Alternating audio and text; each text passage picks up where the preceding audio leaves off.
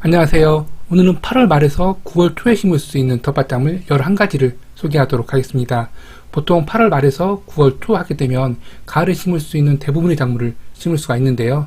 대표적인 작물로는 김장 배추와 김장무, 그리고 쪽파가 있을 것 같아요. 그렇지만 소외되어서 많이 알려지지 않은 그런 텃밭작물도 있는데요.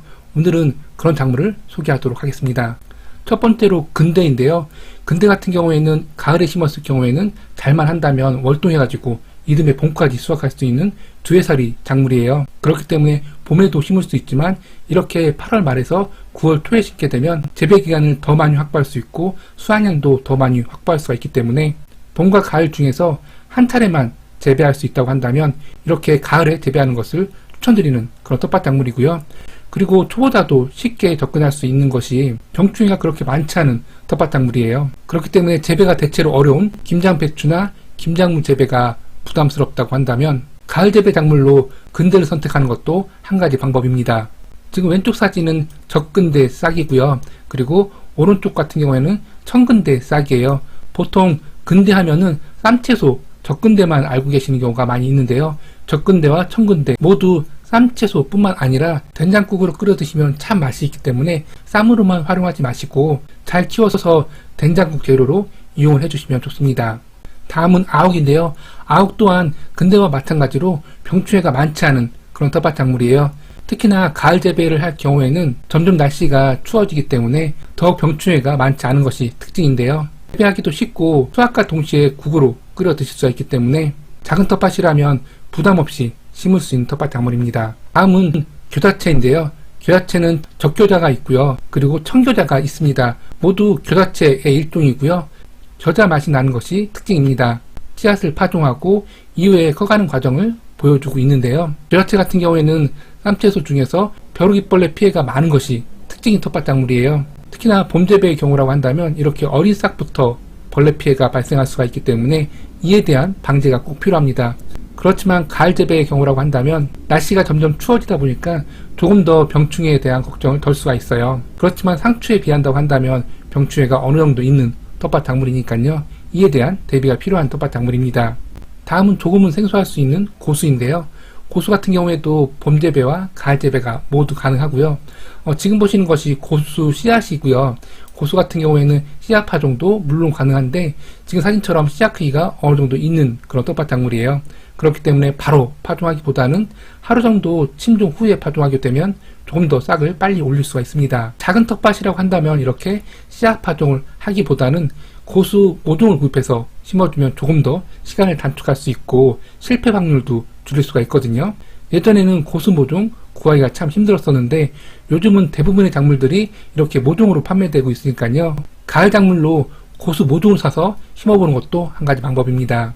다음으로는 고수만큼이나 텃밭에 많이 심지 않는 그런 텃밭 작물 중에 하나일 것 같아요. 바로 샐러리인데요. 샐러리 같은 경우에는 씨앗 파종도 가능하지만 모종을 구입해서 심어주게 되면 조금 쉽게 샐러리를 재배해 나갈 수가 있어요. 그리고 씨앗부터 재배한다 하더라도 직접 직파하기보다는 이렇게 트레이에다가 씨앗을 파종해 가지고 육류한 이후에 옮겨 심기 하는 것이 실패 확률을 줄일 수 있는 방법이거든요. 그리고 샐러리 같은 경우에는 텃밭에 주작물로 심기보다는 무작물로 심는 경우가 많이 있기 때문에 많이 심기보다는 경험 삼아서 몇 포기 사서 심어보게 되면 좋은 경험이 될 수가 있고요. 그리고 샐러리를 유기농으로 직접 재배해서 꾸준히 드시고 싶은 분들 같은 경우에는 봄과 가을 재배 모두 가능하니까요. 이 시기에 심어서 유기농으로 재배를 진행해 주시면 됩니다. 다음은 케일인데요. 케일 또한 봄에만 재배할 수 있다고 알고 계신 분들이 참 많이 있더라고요. 그런데 봄과 가을 재배가 모두 가능하고요. 심지어 케일 같은 경우에는 추위에 아주 강한 텃밭 작물이기 때문에 늦가을 재배 과정에서도 추위 걱정 없이 키울 수 있는 작물이라고 할 수 있습니다. 케일의 경우에도 봄 재배의 경우라고 한다면 이렇게 벌레 피해가 극성인 것이 특징이에요. 물론 가을 재배의 경우라고 하더라도 이렇게 벌레 피해가 있지만 그래도 봄 재배만큼은 아니거든요. 그리고 날씨가 점점 추워지기 때문에 생육 초기에만 집중적으로 벌레 피해에 대해서 방제를 해주게 되면 이후에는 방임으로 키워도 한 가족 먹을 만큼의 충분한 양의 케일을 수확할 수가 있습니다. 다음은 청경채인데요. 청경채 또한 봄, 가을 재배가 모두 가능한데요. 가을 재배 청경채, 특히나 노지 재배한 청경채 같은 경우에는 잎이 이렇게 두꺼운 것이 특징이기 때문에 우리가 시중에서 사먹는 청경채하고는 차원이 다른 식감을 느낄 수가 있으니까요. 청경채를 좋아하시는 분들 같은 경우에는 꼭 가을 재배를 도전해 보시길 권해드립니다. 씨앗파종은 줄파종과 전파종 모두 가능한데요. 지금 영상을 보게 되면 줄파종을 하고 이후에 소금 작업을 하고 있는 모습인데요. 이렇게 줄파종이나 전파종을 한 이후에는 꼭 소금 수확을 진행해 주셔야 돼요. 그렇지 않게 되면 재식거리가 너무 촘촘해가지고 큼직한 청경채를 수확 진행할 수가 없거든요. 청경채 또한 이렇게 씨앗을 파종할 수도 있고 모종을 구입해서 정식할 수도 있으니까요. 씨앗 파종이 조금 부담스럽다라고 한다면 모종을 구입해서 정식해 주시면 됩니다. 다음은 양상추인데요.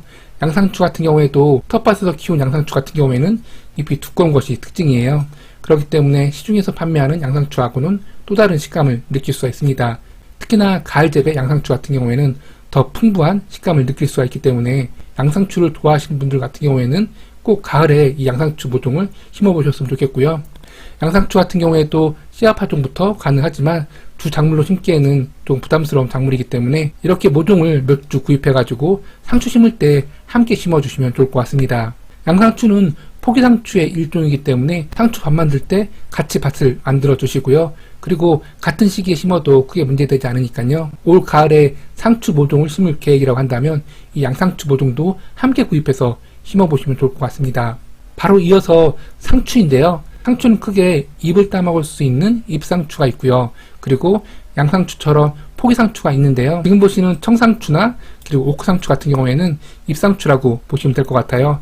잎을 따서 드시면 되는데 요즘 상추값이 상당히 비싸죠. 그렇지만 작게라도 텃밭이 있다고 한다면 상추를 5포기 정도만 심는다 하더라도 한 식구 원 없이 먹을 수 있을 정도로 수확을 진행할 수가 있는데요. 이렇게 잎상추 같은 경우에는 포기채 수확하는 것이 아니라 잎을 지속적으로 따가면서 수확할 수가 있기 때문에 몇 주만 심는다 하더라도 가을 내내 이 상추를 맛볼 수가 있고요. 심지어는 워낙 추위에 강한 텃밭 작물이다 보니까 따뜻한 지역이라고 한다면 그리고 중부 지역이라 하더라도 보양만 잘 한다고 한다면 겨울을 이겨낸 월 동안 상추를 맛볼 수도 있습니다.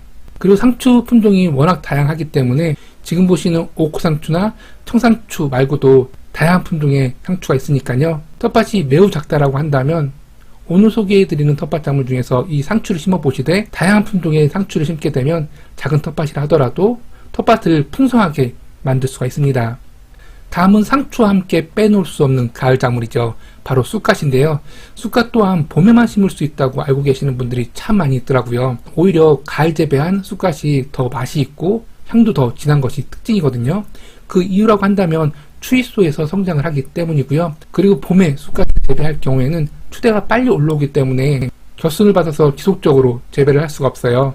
이런 이유에서 한 뼘 정도 성장했을 때 바로 밑둥을 잘라가지고 전량 수확하는 것이 일반적인데요. 그렇지만 가을 재배라고 한다면 이렇게 밑둥을 잘라서 수확하는 것이 아니라 잎을 3-4달 정도 남기고선 윗부분을 잘라주게 되면 잎과 원줄기 사이에서 다시 쑥갓이 성장하게 되거든요. 그러면 다시 이 겨순을 키워가지고 겨순을 수확해 드실 수가 있고요. 이렇게 지속적으로 겨울이 올 때 동안 계속해서 수확해 먹을 수 있는 것이 바로 가을 쑥갓이라고 할 수 있습니다.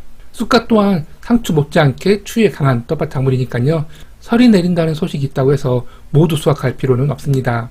다음은 치커리인데요. 치커리 같은 경우에도 청치커리가 있고 적치커리가 있는데 모두 봄과 가을 재배가 가능한 텃밭 작물이에요. 상추만큼이나 병충해가 없다 보니까 작은 텃밭, 특히나 텃밭 가꾸기를 오래 하지 않으신 분들에게 추천드리는 텃밭 작물인데요. 상추 심는 시기와 거의 비슷하고 재배 과정도 비슷하기 때문에 상추 씨앗을 파종하거나 또는 모종을 심을 때 함께 심어주면 참 좋고요. 그리고 씨앗 파종부터 시작하기 조금 부담스럽다라고 한다면 모종도 요즘은 쉽게 구입할 수가 있으니까요. 모종을 구입해서 이 시기에 심어주시면 가을 동안에 상추와 함께 수확해 드실 수가 있습니다. 이렇게 해서 오늘은 8월 말에서 9월 초에 심을 수 있는 텃밭 작물 11가지를 소개해 드렸어요. 이 시기에 정말 다양한 텃밭 작물을 심을 수 있는데 오늘 소개한 텃밭 작물들은 좀 소외돼서 가을에 심지 않는 그런 경향이 있는 텃밭 작물들이었을 것 같아요. 그렇지만 가을에도 충분히 심을 수 있고 봄에 재배한 작물의 식감과 전혀 다른 그런 식감을 느낄 수가 있고 병충해 걱정도 조금은 덜면서 작물들을 재배해 나갈 수가 있으니까요. 올해는 꼭 한번 심어보셨으면 좋겠습니다. 감사합니다.